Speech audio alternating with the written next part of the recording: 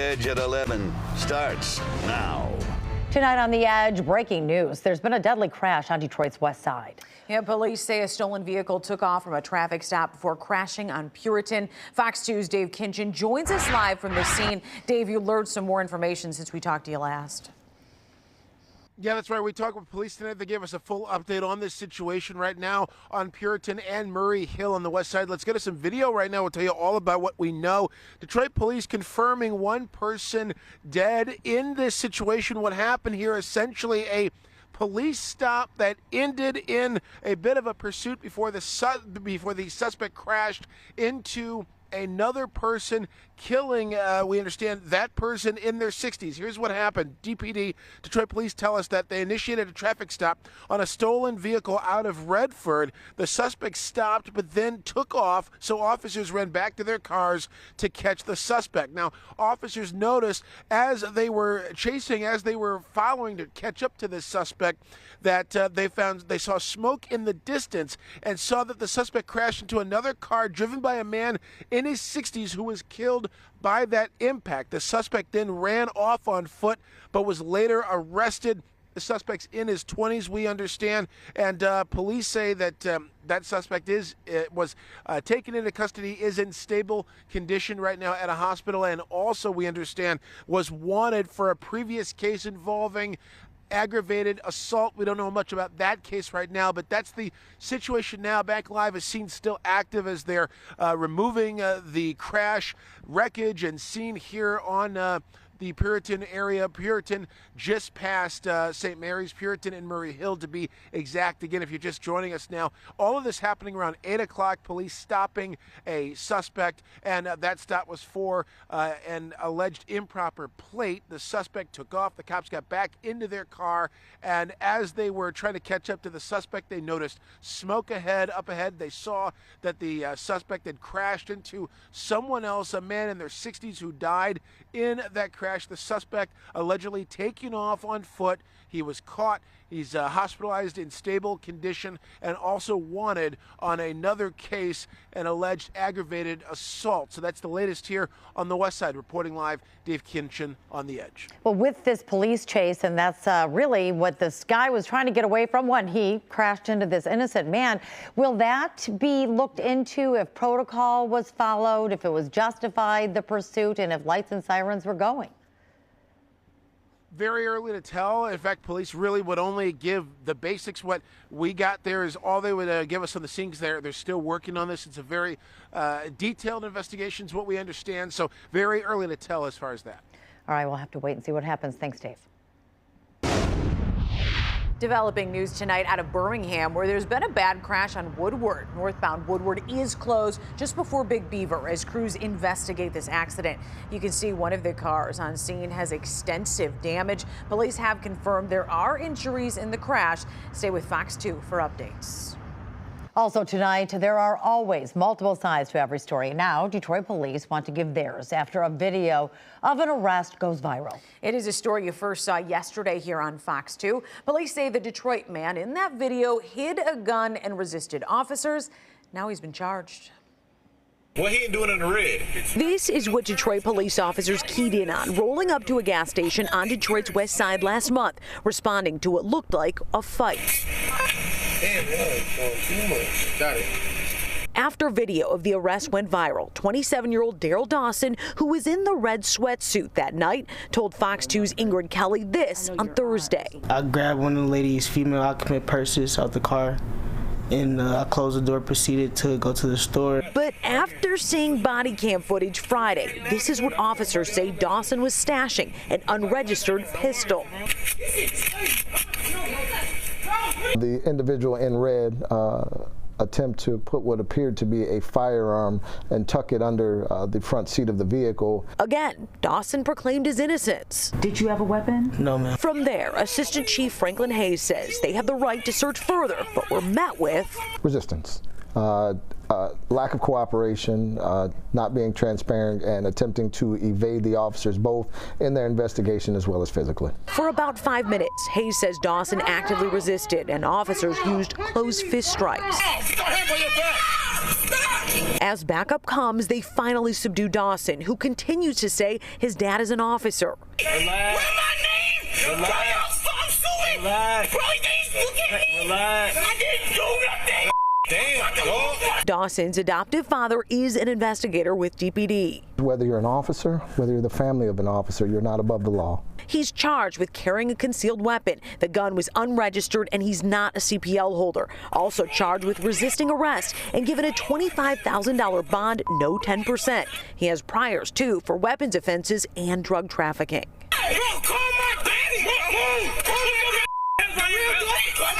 The application or the deployment of force is uncomfortable to look at. Force is never pretty. And so when this cell phone video went viral, you saw one vantage point, one side of things. You even saw the suspect there claiming, I did not have a gun.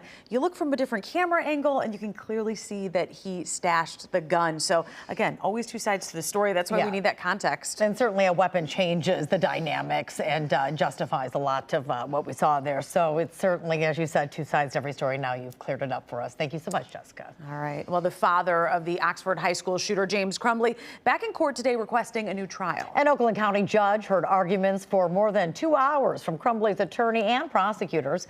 Crumbley and his wife Jennifer were sentenced to 10 to 15 years in prison for involuntary manslaughter in connection to the school shooting in 2021. James Crumbley is accused of buying the gun his son used. His attorney claims the prosecution made immunity agreements with 2 witnesses that weren't disclosed. However, prosecutors argue they didn't promise immunity and that the Oxford shooter planned to plead the 5th if called to testify. It is the only way to make Mr. Crumbley whole. It is the only way to correct the violation of the court rule. It was James Crumbley's gross negligence. It was James Crumbley's causation and his foreseeability that was the reason for his conviction, Judge. The evidence in this case was overwhelming. James Crumbley did not appear in court today. The judge is set to make a ruling within a month. A suspect is in police custody in connection to the deadly shooting of a 19-year-old man. It happened this afternoon on Piedmont Street near Joy and Southfield Road on the city's west side. Police are working to find out what led to the shooting and the relationship between the victim and the suspect. It's a tragic situation on lots of levels. Tragedy in Commerce Township. A man is shot in the head and killed during an overnight party. The Oakland County Sheriff says friends and family were partying and playing video games when a shot was fired. The victim is a 21-year-old man from Burton. Deputies arrested the suspected shooter, a 24-year-old commerce man. They continue to investigate exactly what happened. The family of a missing 17-year-old girl from Inkster now organizing a search party to try and find her. Inkster police and the FBI both searching for London Thomas. She was last seen last Saturday morning on Carlisle Street before she disappeared.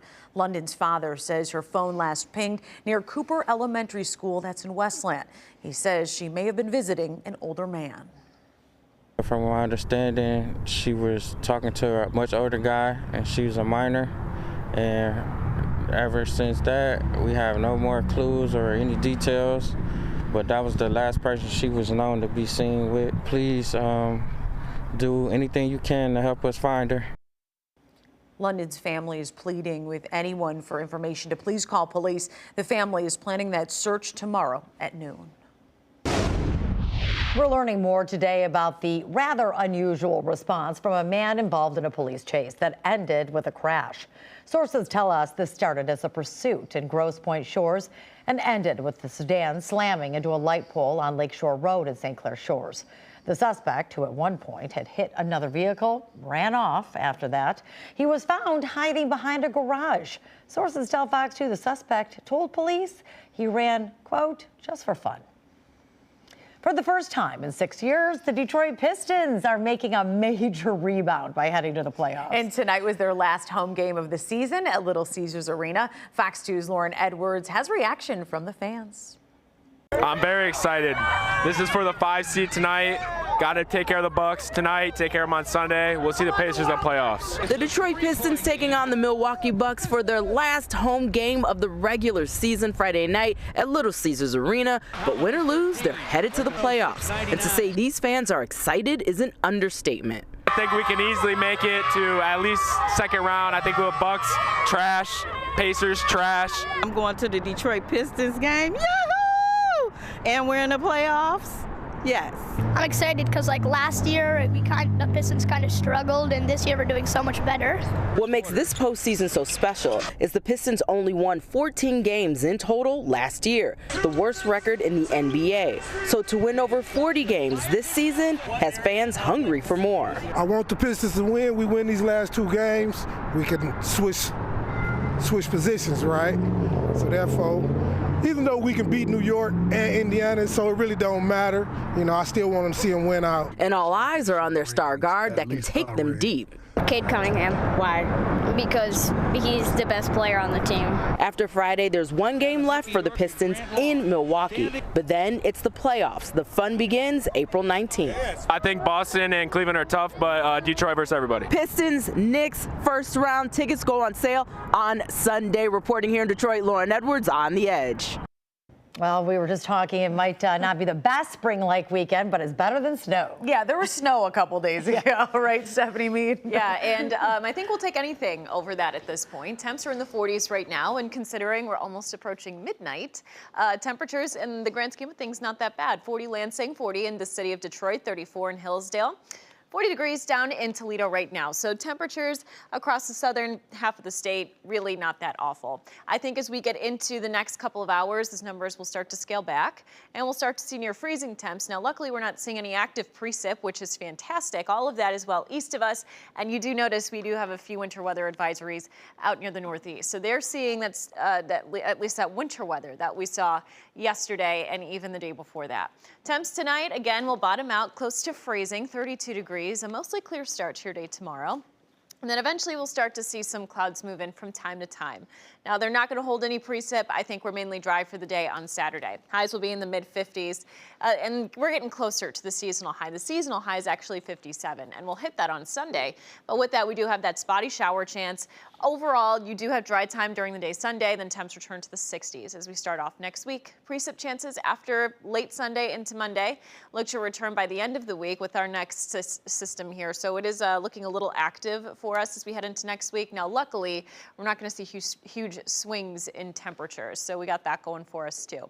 So here's our Fox Futurecast model taking us through the day on Sunday. Most of us will just start off with a mostly cloudy sky. There will be maybe that stray shower chance early on, and that's actually going to continue through the day. So it's going to be very hit and miss. So not everyone's going to pick up on that rain chance to start, but I do think during the later part of the day it becomes more widely scattered, and that's going to hold true, I think, through the day on Monday as well. The extended forecast doesn't look as up and down as what we have seen lately, rather. Temps are in the 50s, few 60s sprinkled in there with a rain chance taking us through pretty much the end of next week. Taryn.